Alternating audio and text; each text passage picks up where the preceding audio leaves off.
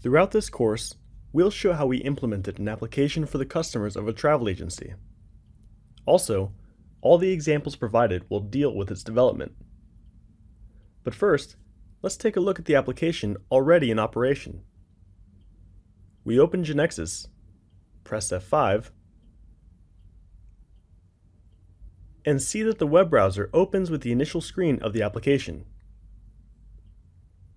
In the upper section, there's the agency's logo, and in the gray section, a bar with quick access buttons to the attraction's data.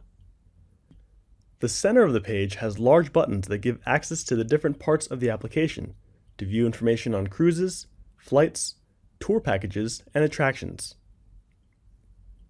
If we click on this last button, we access a page where we can navigate horizontally among the most popular attractions. For each attraction, we see its image, location, rating, and a button to schedule a visit. Further down the page, we see another list with all the attractions to visit.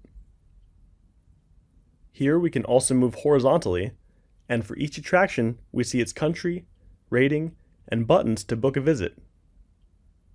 If we click on a popular attraction, such as the Louvre, a page opens with the details of the attraction containing a brief description with representative images.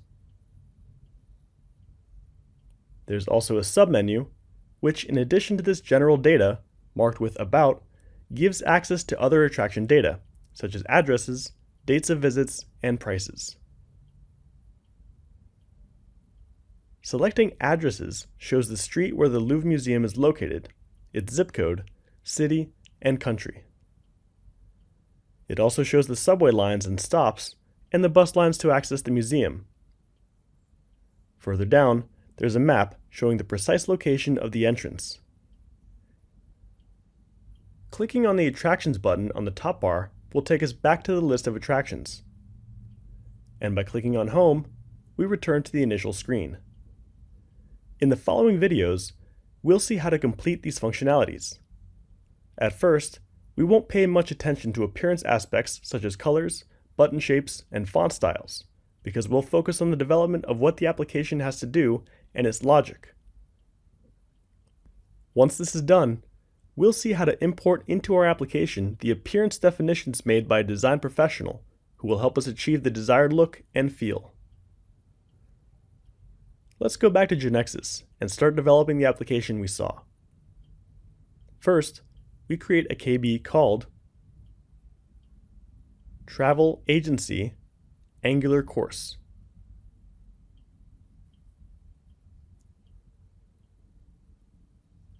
Now, we import the data model with all the transactions that we'll use, to which we've already applied the Work With for Web pattern, so we'll have the back office of the travel agency application available. This web back office, previously made, was imported to be used as is, for its implementation is not part of the course's objectives. In this course, we'll be developing the web front end oriented at customer-facing in Angular. Let's go to Knowledge Manager, Import, and select the file Travel Agency Backoffice.xpz. This XPZ file also contains data providers for data loading, so when we run it, the database will be created and its tables will already contain data.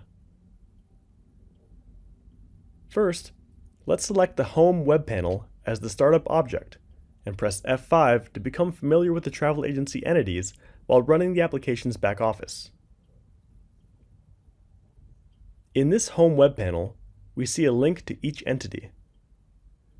If we go to the countries, we see that several countries are loaded, each one with its cities.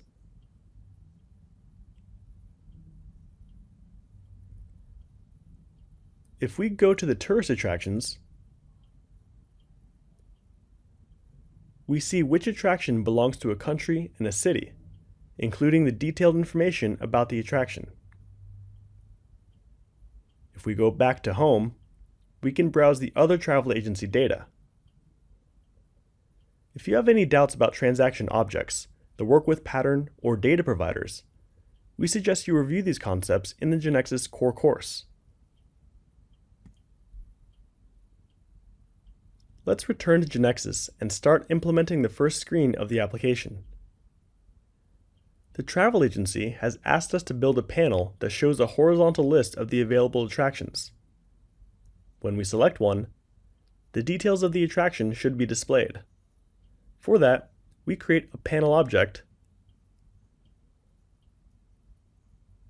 and we name it view_attractions. We drag a grid to the form and select the attributes attraction ID, attraction name, attraction photo, city name, and country name. Let's go to the panel properties and set it as main object. Now in the Knowledge Base Navigator, we double-click on .NET Environment, select Front End, and go to its properties.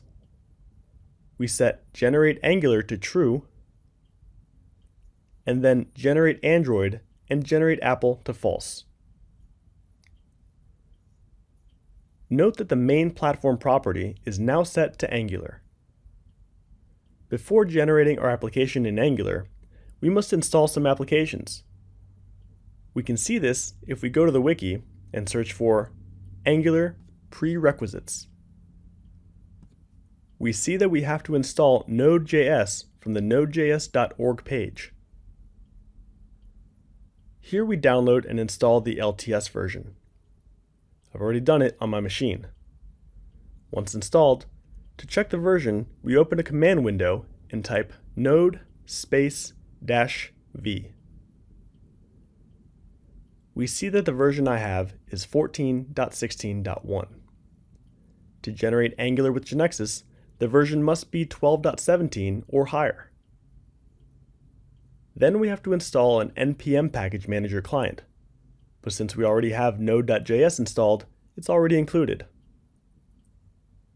To confirm that it's been correctly installed, we type npm -v, and we obtain the version. In my case, it's 6.14.12. Lastly, we have to install the Angular command line interface tool, Angular CLI, and for this, we use npm by typing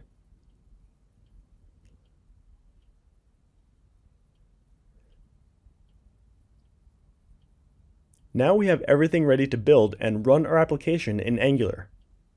We go back to Genexus, open the View Attractions panel, right-click, and select Run.